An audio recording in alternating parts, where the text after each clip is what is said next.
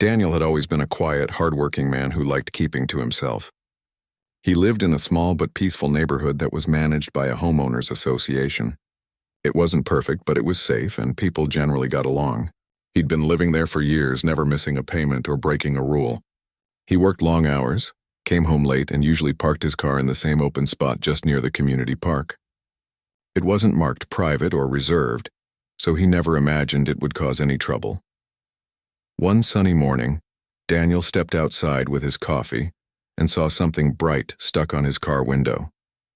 At first he thought it was some kind of advertisement, but when he got closer, his stomach dropped. It was a warning notice from the HOA. The paper said his car was parked in an unauthorized area and that if he didn't move it immediately, it would be towed at his expense. He stood there for a moment, confused. This had to be some kind of mistake. He had parked in that same spot for years and no one had ever complained. The rules had never changed, at least not to his knowledge. He looked around, hoping to find someone from the HOA office nearby, but the street was empty. With a sigh, he peeled the sticker off and went back inside, deciding to deal with it later. Later that morning, after work, he called the HOA office. A woman picked up, but before Daniel could explain much, she transferred him to the president of the association, a man named Greg. The conversation that followed didn't go well. Greg had a sharp, arrogant tone. He didn't even let Daniel finish explaining. Instead, he talked down to him, saying things like, "If you actually read the guidelines, you'd know that area isn't for regular parking." When Daniel politely pointed out that the spot wasn't marked, Greg snapped back, "It doesn't need to be. The rules are clear. You can't just park wherever you want." Daniel tried to stay calm. "Sir, I've been parking there for years. No one said anything before. Can you please just clarify what changed?" Greg laughed coldly. "That's not my problem. If you live here, you follow the rules. Maybe it's time you learn how things work around here." That last sentence stayed in Daniel's head long after he hung up the phone. There was something about the way Greg said it, like he was talking to someone beneath him, that really bothered Daniel. He wasn't the type to argue, but he also wasn't the type to accept unfair treatment. He decided to move his car just to avoid more drama. He parked further down the street and told himself it was better not to stir up trouble. But a small part of him knew this wasn't the end. Something about Greg's attitude felt personal. Over the next few days, Daniel noticed Greg's car driving slowly past his house more often. At first, he thought it was coincidence, but then came another warning notice, this time about his lawn. The letter claimed the grass was overgrown and out of compliance. Daniel stood outside looking at his yard. The grass was barely an inch taller than his neighbor's, who hadn't received any notice at all. He sighed, pulled out his lawnmower, and trimmed it again anyway. Then another letter came, this time about his trash bins. Apparently they were visible from the street too early. Daniel checked the time. He had rolled them out the night before collection, the same way everyone else did. But it didn't matter. The HOA said he had violated the rule and fined him $50. He started to realize what was happening. Greg was targeting him. Maybe it was personal, maybe it was power, but it was clear Greg wanted to make Daniel's life difficult. Still, Daniel didn't react. He paid the fine, kept his head down, and tried to stay calm. He didn't want to give anyone a reason to make things worse, but things did get worse. One night, after a long day at work, Daniel came home to find his car missing. For a second, he thought it had been stolen.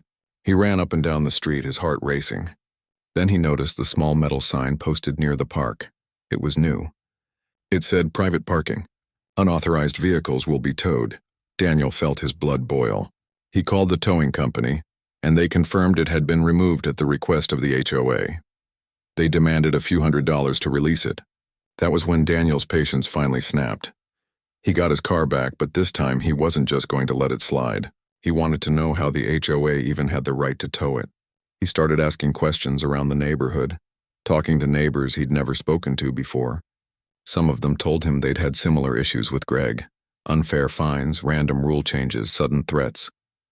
But everyone said the same thing: don't mess with the HOA, they always win. Daniel didn't believe that. He had worked too hard in life to be pushed around by a man with a clipboard and a bad attitude. He decided to dig deeper. That night he sat at his computer and started searching public records for the neighborhood. It took hours of scrolling through boring documents, but he finally found something strange. The land records for the community listed all the properties the HOA managed, but the parking lot near the park wasn't on the list. It was actually registered under a separate company, one that belonged to a developer who had built the area years ago. Daniel leaned back in his chair, his mind racing. The HOA had been acting like they owned that parking lot, but they didn't. In fact, it looked like the property had recently been listed for sale. For the first time in weeks, Daniel smiled. It wasn't a big smile, just a quiet, knowing one. He didn't know how yet, but something inside him whispered that this was the beginning of a turning point. The next day, he started making a few calls. He didn't tell anyone what he was up to. On the surface, he went about his usual routine, mowing his lawn, waving politely to neighbors, and moving his car every time the HOA sent a new notice. But underneath that calm exterior, Daniel was planning something big, something that would change the power dynamic in the neighborhood forever. He had been patient long enough. Now it was time to play by their rules, but smarter, and for the first time since all this started, he wasn't angry anymore. He was focused, calm, almost amused, because the same parking lot they had used to threaten him was about to become the one thing that would turn the tables completely. Days turned into weeks, but Daniel couldn't shake the uneasy feeling that someone was watching him. Every time he walked outside, it seemed like Greg, the HOA president, was nearby. Sometimes Greg stood at the corner pretending to check his clipboard, but his eyes were always on Daniel's house. It was strange and uncomfortable. Daniel wasn't the type to start trouble, but he could feel that this was becoming personal. One morning, as he left for work, he noticed Greg taking photos of his driveway. When Daniel asked what he was doing, Greg didn't even bother hiding his attitude. "Just doing my job," he said, "making sure residents are following the rules." That same evening, Daniel received another notice. This time, the HOA claimed that the color of his mailbox didn't match the community guidelines. He looked at it in disbelief. It was the same color it had always been, the same as everyone else's. Still, the letter demanded that he repaint it or face another fine. It felt like a joke, but it wasn't funny anymore. The HOA had turned into something controlling, almost bullying. Daniel began to notice the same thing happening to others. An older woman down the street was fined for having a flower pot on her porch. A single mother next door got a warning because her kids' bicycles were left outside for a few hours. Greg seemed to take pleasure in sending out those letters. He walked around the neighborhood like he owned the place, handing out fines and acting like everyone owed him respect. Most people stayed quiet because they didn't want to deal with the drama. They paid their fines and kept their heads down, but Daniel couldn't do that anymore. He was tired of being pushed around for no reason. He started attending HOA meetings, hoping to bring up his concerns calmly. The meetings were held in the community center once a month, and at first, Daniel thought maybe he could reason with them. But when he walked in, he quickly realized what kind of setup it was. Greg sat at the head of the table, surrounded by a few board members who mostly nodded along with whatever he said. The rest of the residents sat quietly in folding chairs, waiting for their turn to speak. When Daniel's name was finally called, he stood up and explained the situation about his car being towed and the unfair notices. Greg didn't even let him finish. "Mr. Daniel," he said with a smirk, "if you have an issue, I suggest you read the rules again. We're not here to debate every single complaint. The HOA exists to maintain order. If you can't follow the standards, maybe this isn't the right neighborhood for you." A few people in the room shifted uncomfortably, but no one spoke up. Daniel looked around, hoping someone would support him, but all he saw were lowered heads. Greg had made sure everyone was too afraid to challenge him. After the meeting, one of the board members, a quiet older man named Peter, approached Daniel in the parking lot. "You're not wrong," he said softly. "Greg's been pushing too hard lately. But trust me, he's got the board in his pocket. You won't win arguing with him." Daniel thanked him, but his mind was already turning. He wasn't planning to argue. He was planning to outsmart them.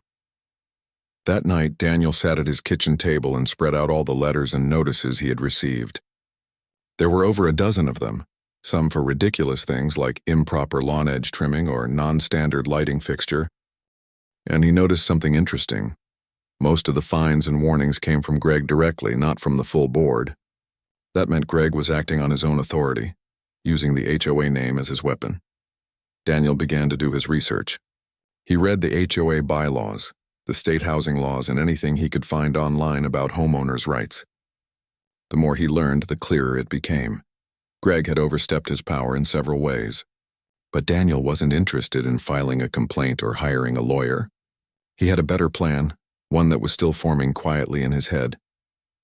A few days later, Daniel received another letter. This one stated that his car, which was now parked on the street, was bringing down the appearance of the neighborhood. The HOA demanded he find alternative parking. That line made him stop and think. Alternative parking, he repeated under his breath. The same parking lot they had threatened to tow him from. The one he had recently learned wasn't even owned by the HOA. He turned on his computer again that night and went back to the Public Property Records website. He typed in the address of the parking lot near the park. Sure enough, the record showed it was still owned by an old development company that had built the neighborhood years ago. The owner's contact information was listed at the bottom. Daniel stared at the number for a long moment before picking up the phone. It was late, so he left a polite message introducing himself and saying he wanted to talk about the property. He didn't expect a call back anytime soon, but the next morning his phone rang. The voice on the other end was an older man who sounded surprised that anyone was even interested. He told Daniel that he had been trying to sell the lot for months, but no one had made an offer. The HOA had talked about buying it, but never followed through. Daniel's heart started to race a little. He asked how much the man was asking for it. The number he heard made him blink twice. It was far less than he expected. He didn't show his excitement. He calmly said he would like to meet and discuss it in person. They agreed to talk later that week. That night, Daniel barely slept. His mind was spinning with possibilities. If he could really buy that parking lot, he wouldn't just solve his problem. He would change the power dynamic in the neighborhood completely. Over the next few days, he met with the owner, a retired developer who just wanted to move on from old properties. They talked for hours, and the man seemed relieved to find a serious buyer. Daniel inspected the lot, reviewed the papers, and confirmed that everything was legal. As they shook hands, Daniel felt something he hadn't felt in a long time. Peace. Not revenge, not anger, just calm satisfaction. He wasn't doing this to get back at Greg. He was doing it to take back his dignity, his space, and his freedom. When the deal was finally done, Daniel signed the papers and became the legal owner of the parking lot. He didn't tell anyone in the neighborhood. He didn't make a scene or brag. He just went home, poured himself a cup of coffee, and smiled. Because the same people who had tried to take that space away from him were about to learn a quiet, unforgettable lesson. That respect goes both ways. He didn't know how or when he'd reveal it yet. But one thing was certain. The next HOA meeting was going to be very, very interesting. For the next few days, Daniel went about his usual routine, pretending everything was normal.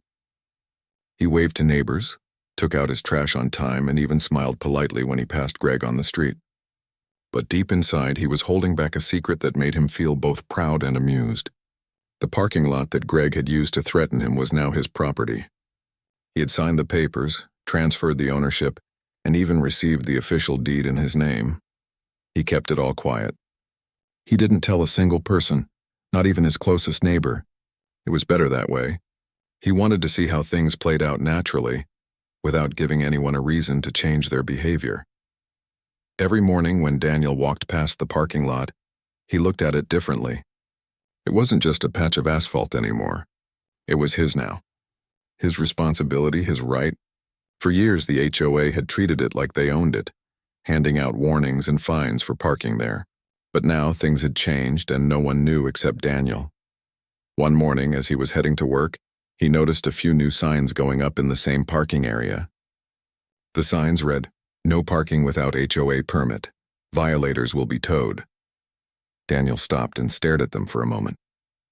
Then he smiled quietly. Greg was still at it, enforcing rules on land that didn't even belong to the HOA anymore. Later that evening, Daniel went to the HOA office. It was a small building near the entrance of the neighborhood, and Greg's car was parked right out front as usual. Daniel walked inside, holding a calm expression. Greg looked up from behind the desk, clearly surprised to see him. "Back again?" Greg said, his voice sharp and smug. "Just wanted to ask about the new signs," Daniel said evenly. "They're in the lot near the park. Did the HOA get permission to post those?" Greg frowned. We don't need permission. That's HOA property. Daniel tilted his head slightly. Is it? Greg gave a small sarcastic laugh. Of course it is. It's always been ours. Why are you asking? Daniel just smiled and said, just curious.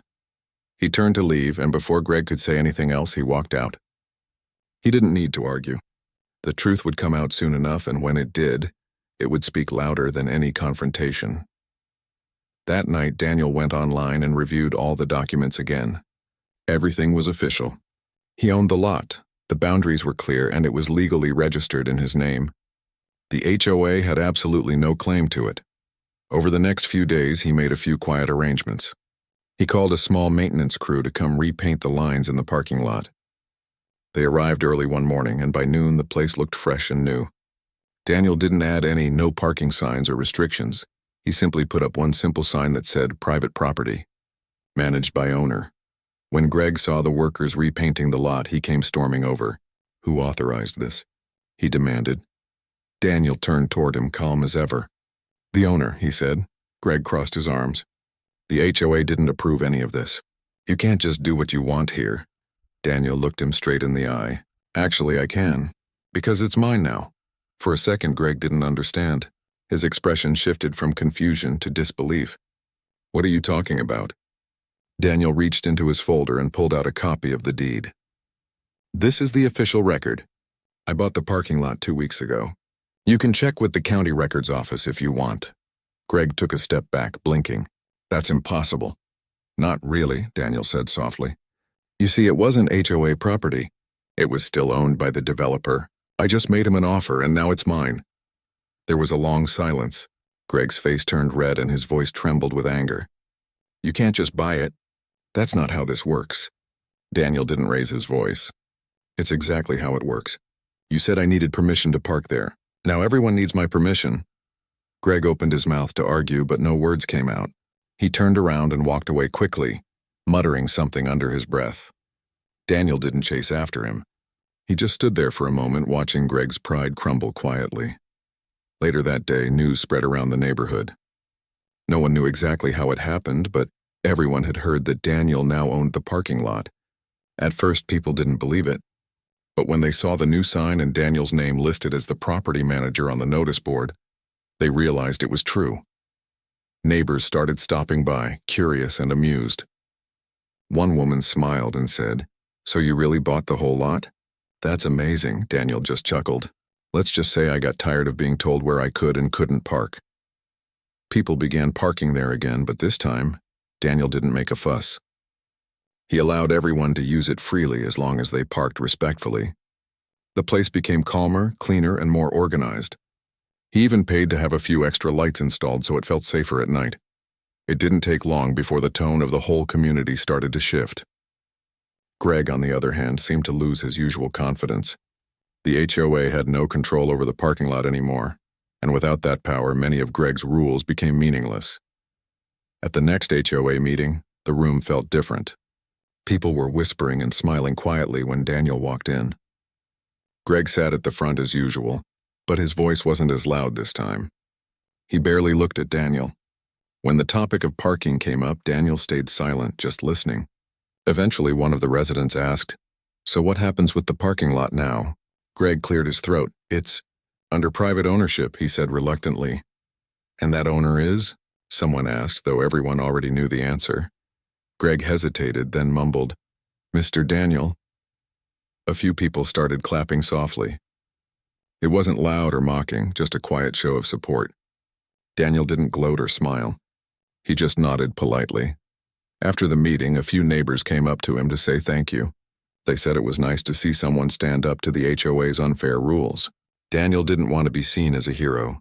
He just wanted fairness and peace. As he walked home that evening, the streetlights flickered softly, and the air felt lighter. For the first time in months, Daniel didn't feel tense or watched. He parked his car in the same lot where all the trouble had started, stepped out and looked up at the clear night sky. He thought about how small actions could turn into big changes when someone refused to be pushed around.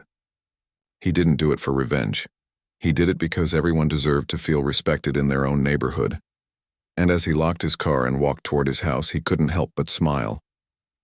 The same place where he had once felt powerless was now a quiet reminder that standing up calmly, with patience and wisdom, could turn any situation around. The next week, the atmosphere in the neighborhood was different. People walked around with small smiles, whispering quietly to each other about what had happened. For the first time in a long while, the HOA didn't feel like it had all the control. Greg, the president, kept a low profile. His usual morning rounds, clipboard in hand, had stopped. The streets were quieter, and the endless warning letters seemed to have disappeared overnight. Daniel didn't brag about what he'd done. He didn't post signs showing off ownership or tell people what to do. He wanted the parking lot to serve everyone fairly. He hired a local painter to add a few more parking lines, and even left a few open spots for visitors. There were no reserved signs, no permit-required notices, just open spaces that anyone could use. One afternoon, as Daniel was supervising the workers painting the final lines, an older couple from down the street walked over. They had lived there for more than 20 years, and had seen the HOA become more controlling over time. The woman smiled and said, "You know, what you did gave everyone a bit of hope. People were scared to speak up. Now they see that one person can make a difference." Daniel thanked her, though he didn't take credit. "Sometimes," he said softly, "you just have to remind people that rules should protect, not control." By evening, the lot was freshly painted and looked better than ever. As the sun began to set, cars started to pull in again. Neighbors smiled as they parked, finally feeling like they could breathe without worrying about another letter or fine. But not everyone was happy.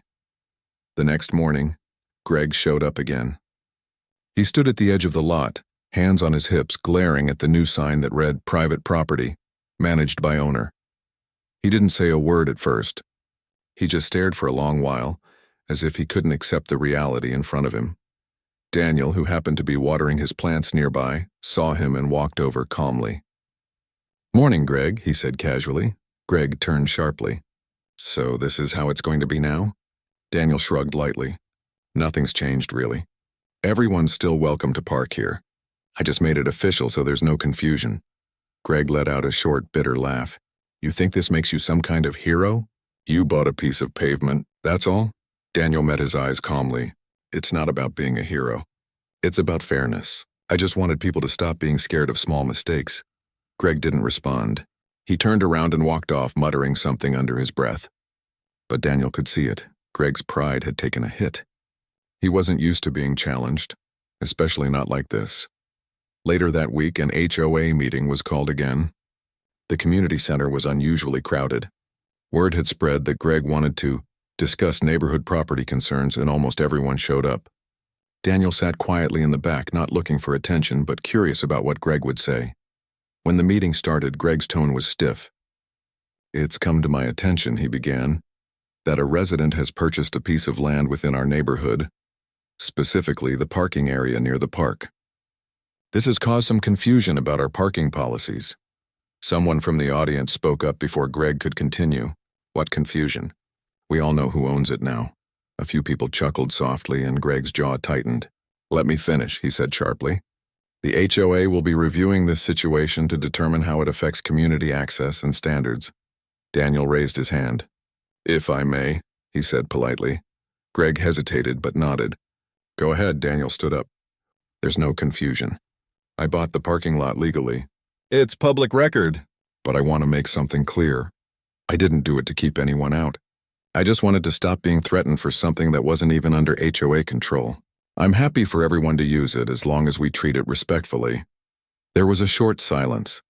Then, to Daniel's surprise, people began to clap. Not loud or mocking, just a quiet, respectful show of support. A few nodded, others smiled. Even some of the board members looked relieved, like they had been waiting for someone to finally say what everyone was thinking.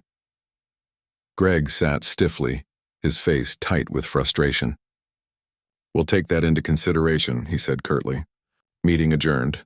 As people began to leave, several neighbors came up to Daniel to shake his hand. "You handled that perfectly," one man said. "We were all tired of his nonsense," Daniel smiled. "I just did what anyone would do if they felt pushed too far." Over the next few days, the change in the neighborhood became clear. People started talking to each other more. The tense, silent atmosphere that had hung over the streets was fading. Kids played outside again without their parents worrying about a complaint. The HOA stopped sending petty warnings, and Greg's presence grew smaller and smaller. One morning, Daniel found an envelope in his mailbox. It was from the HOA, but this time it wasn't a notice or a fine. It was a short letter. Greg had resigned as president, citing personal reasons. A new election would be held soon. Daniel stood there holding the letter for a long moment. He didn't feel joy or triumph, just relief. Maybe now things could go back to being normal. At the next election, a woman named Linda was chosen as the new HOA president. She was calm, fair, and friendly. During her first meeting, she thanked everyone for being patient and promised to focus on improving the community, not controlling it. She also approached Daniel personally and said, "I heard everything that happened. I think you reminded a lot of us what real leadership looks like. Thank you for setting an example." Daniel appreciated the kind words but didn't want any praise. "I just wanted peace," he said simply. Under Linda's leadership, things truly began to change. The HOA started focusing on fixing sidewalks, planting trees, and helping elderly residents with maintenance instead of sending warnings. The neighborhood felt alive again.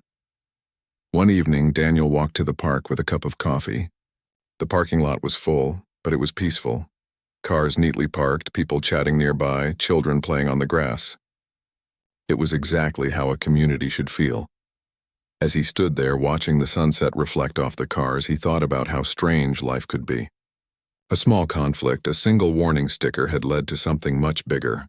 It had reminded everyone, including himself, that standing up calmly and doing the right thing could make more impact than anger ever could.